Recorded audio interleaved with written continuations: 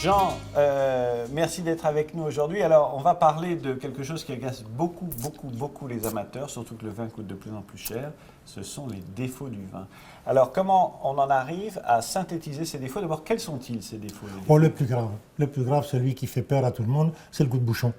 On va commencer par ça. Parce qu'il n'y a rien de plus terrible que quand on invite des amis à la maison et puis qu'on ouvre que cette bouteille, on l'a gardée depuis longtemps et pour ne pas dire autre chose, elle est bouchonnée. Je dirais quand on a le moindre doute, il ne faut pas hésiter à faire trancher, soit par ceux qui sont autour de la table. Voilà. Et les femmes souvent ont un nez remarquable pour déterminer le goût de bouchon, ou bien effectivement, si le restaurateur est de bonne foi, on le fait arbitrer. En reconnaissance, absolument. Par rapport à tous les avantages qu'elles ont déjà sur nous, c'en est encore un supplémentaire.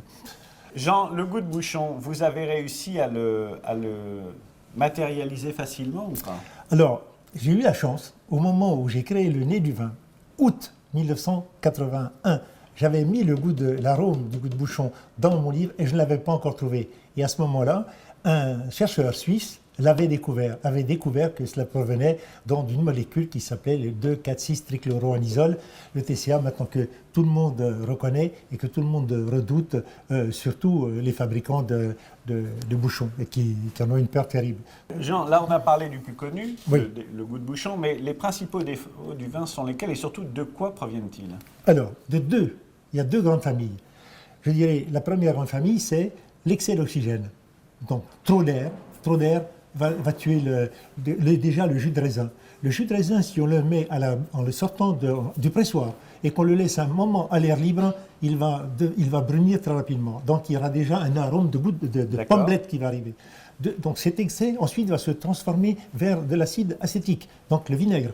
Pourquoi? Parce que dans tous les vins, il y a un petit peu d'acide acétique. Et celui-ci, au contact de l'air, se développe à vitesse grand V. C'est pour ça que quand on laisse une bouteille ouverte quelques jours sans bouchon, on retrouve du vinaigre.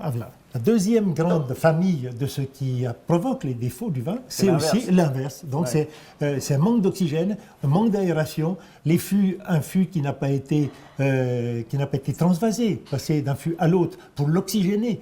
Et alors à ce moment-là, il va prendre un goût de réduit. Donc, et au pire, si on va à l'excès, on va avoir un arôme d'œuf pourri, que je signale ici. Tous ces arômes-là, ces molécules qui sont terribles, elles sont à petite dose, finalement. C'est quoi les principales mauvaises odeurs, les mauvais goûts qu'on retrouve dans le vin? Donc les principaux arômes qu'on retrouve dans le coffret? Ici, je dirais donc la pommelette. Donc ensuite, vous avez tu as le goût de la piqûre acétique. Ensuite, dans les réductions, c'est le goût de l'œuf pourri, donc le mercaptan. C'est tous ces dérivés de mercaptan. Ça se traduit avec... détonnant. Oui, il est détonnant lui-même.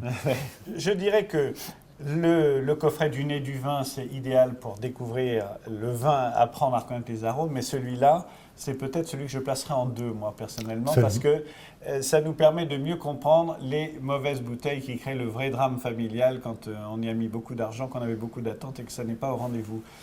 Mais Jean, rassure-moi, c'est très accidentel quand même. Oui, c'est vrai, tout à fait. C'est vraiment accidentel. On a quand même maintenant, grâce aux travaux de l'œnologie, on sait vraiment ce qu'il faut faire pour ne pas avoir ces problèmes. Donc, je pense que tous les vignerons, s'ils ont un minimum d'attention et d'études avec les stations œnologiques qui sont autour de chez eux, je pense qu'ils peuvent éviter très facilement tous ces défauts qui se trouvent dans notre coffret. C'est d'ailleurs à ça qu'on connaît un bon vigneron. Voilà. Merci Jean.